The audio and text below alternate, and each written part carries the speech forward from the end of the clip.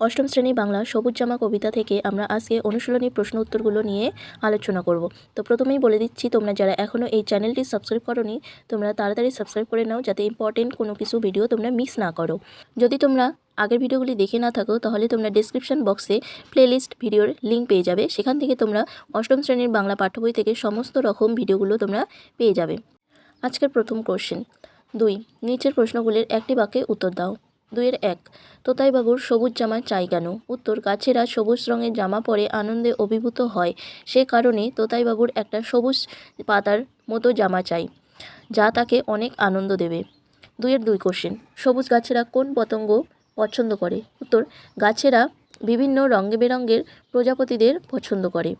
2-3 question, সবুজ জামা আসলে কি? উত্তর, সবুজ জামা আসলে সবুজ পাতার সমন্বয়, যা গাছেরা পরে থাকায় গাছেদের দেখতে সুন্দর লাগে।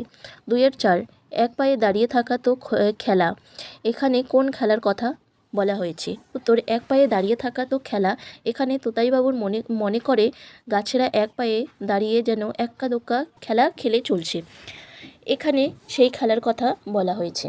কোশ্চেন নম্বর 2-5, তোতাই সবুজ জামা পরলে কি কি ঘটনা ঘটবে?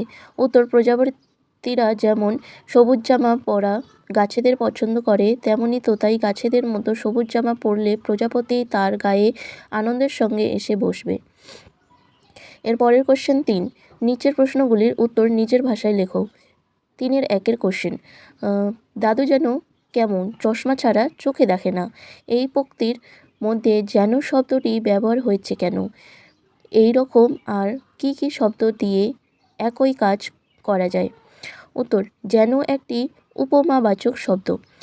চোখের সামনে যা আসে তাই দেখা যায়, কিন্তু দাদুর বয়স হওয়ার কারণে চশমা ছাড়া তিনি কিছুই দেখতে পান না, এটা তোতাই জানে না। দাদুর এই দেখতে না পাওয়ার ব্যাপারটি তাই তোতাই মানতে পারে না, সেই কারণে আশঙ্কাসূচক শব্দটি ব্যবহৃত হয়েছে। পরের কোশ্চেনের জন্য উত্তর লিখবে। এই রকম অন্যান্য শব্দগুলি হলো যত, থেকে, ন্যায়, চেয়ে ইত্যাদি, যেমন রামের চেয়ে শ্যাম ভালো।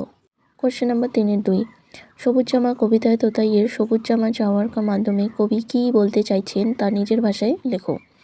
উত্তর, কবি বীরেন্দ্র চট্টোপাধ্যায় তার সবুজ জামা কবিতায় তোতাইয়ের সবুজ জামা চাওয়ার মাধ্যমে দূষণমুক্ত পৃথিবী গড়ে তোলার কথা বোঝাতে চেয়েছেন। পৃথিবীব্যাপী ভয়ঙ্কর দূষণ, তাই মানুষ শ্বাসকষ্ট ও নানা দুরারোগ্য ব্যাধিতে আক্রান্ত। যন্ত্র সভ্যতার দাপাদাপিতে দূষণ ক্রমাগত বাড়িয়েই চলেছে। এই রকম অবস্থায় পৃথিবীকে সুস্থ রাখতে গাছ লাগাতে হবে। গাছেদের মতো তোতাইও এক্কা দোক্কা খেলবে, বিদ্যালয়ের গণ্ডিতে আবদ্ধ না থেকে গাছেদের মতো যুক্ত থাকবে। কবি মনে করেন যে শিশুদের প্রকৃতির সঙ্গে একাত্ম করতে পারলে তাদের সার্বিক বিকাশ হবে। আজকের ভিডিওটি এই পর্যন্তই। যদি তোমাদের এই ভিডিওটি ভালো লাগে তাহলে অবশ্যই কমেন্ট করে জানাবে আর বন্ধুদের মাঝে শেয়ার করে দেবে। ভালো থাকো, সুস্থ থাকো আর মন দিয়ে পড়াশোনা করো। মনে রাখবে, তোমাদের সাফল্য আমার সাফল্য। ধন্যবাদ আমার প্রিয় সকল ছাত্রছাত্রীদের।